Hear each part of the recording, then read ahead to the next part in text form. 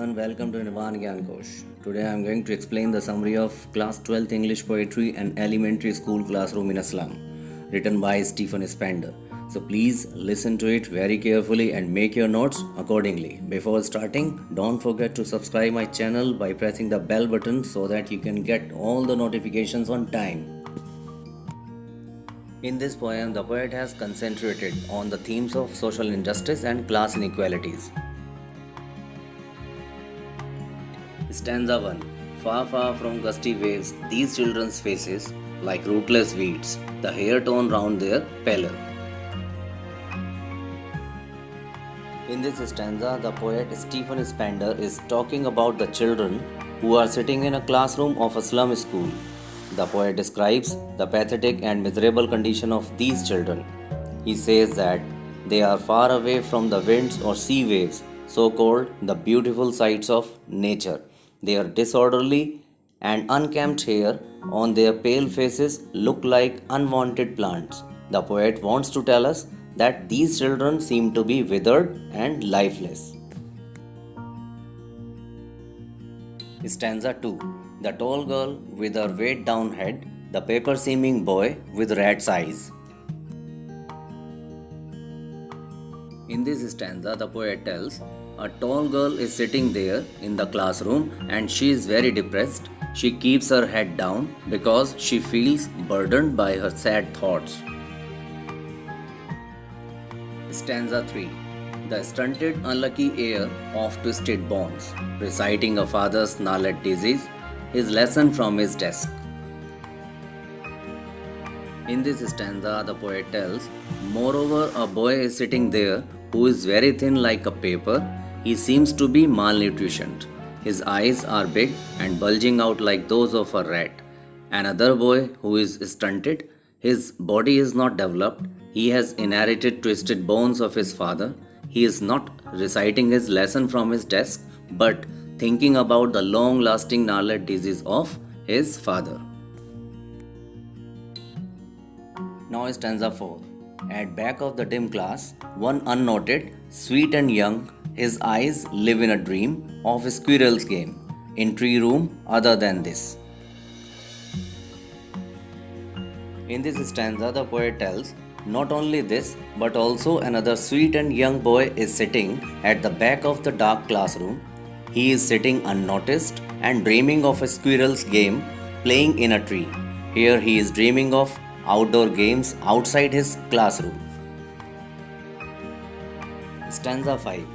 On sour cream walls, donations, Shakespeare's head, cloudless at dawn, civilized dome riding all cities, belt, flowery, Tyrolese valley.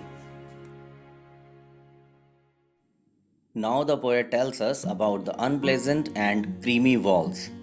On these walls, donated things have been put up. The picture of Shakespeare's head is there on the wall that seems to be useless for the children. In the early morning, the sky is shown as colorless. The picture of domes of buildings of big cities shine in the cities. Music of bells and fragrance of flowers represent the picture of the beautiful Tyrolese valley of Austria. Stanza 6. Open-handed map awarding the world its world. And yet for these children, these windows, not this map, their world.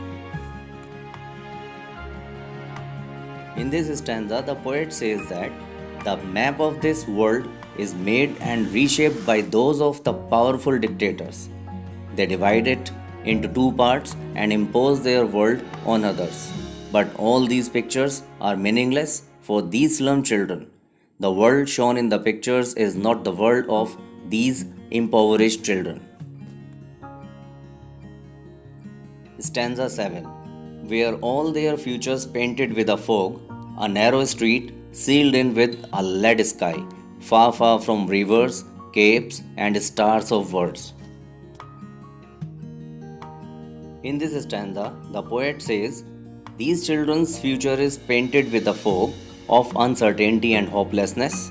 Their future is quite uncertain, and the children are unfortunately sealed in the narrow streets with dark and dull sky. The poet says that their world is far, far away from rivers, caves, and stars. Now, stanza 8. Surely Shakespeare is wicked, the map a bad example, with ships and sun and love tempting them to steal.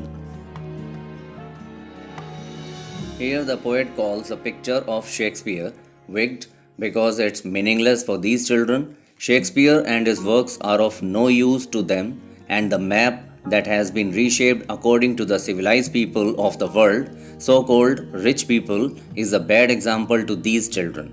The poet says that the worldly attractions like ships, sun, and love tempt them, these poor children, and they are tempted to steal them because they do not possess these things.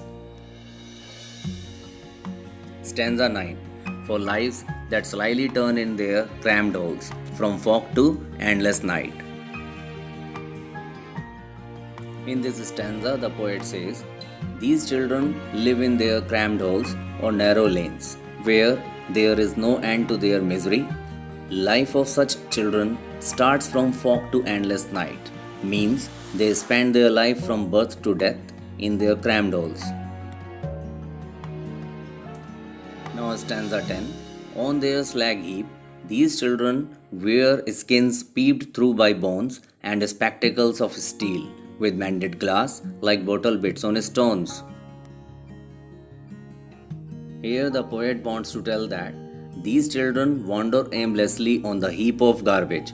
They are skinny and their bones are peeping out of their skins, and the spectacles that they wear are broken like broken pieces of a bottle. Now, stanza 11. All of their time and space are foggy slum, so blot their maps with slums as big as doom, unless governor, inspector, visitor. Here the poet tells they spend their life, time, and space in the foggy slum, where there is no progress. The slum is like a blot as big as doom on the world of the civilized. The poet says that there is a gap between the civilized world and the world of slum children. Either of the governor, inspector, or visitor must bridge this gap. Stanza 12. This map becomes their window, and these windows that shut upon their lives like catacombs, break or break, open till they break the town, and show the children to green fields and make their world. Now the poet tells they should peep into the world of these slum children and should make their world the world of these slum children too. He says that the unsuitable environment of the slums has shut all their progress. It has shut their lives like catacombs. According to the poet, the barriers to their progress need to be broken so that they could be brought out in the green fields and openness. Now, stanza 13. Run azure on gold sands and let their tongues run naked into books the white and green leaves open. History theirs, whose language is the sun. Now the poet tells these children should be allowed to run freely on the golden sands under a blue sky so that they can also make progress in their life. They should also be allowed to express themselves freely without any fear or check. They also have the right to quality education. They should be helped understand that history is created by those whose language has the warmth and strength of the sun. I hope you all understood this poem very well. For Hindi version, please wait for my next video. If you like this video, don't forget to share it with your nears and dears.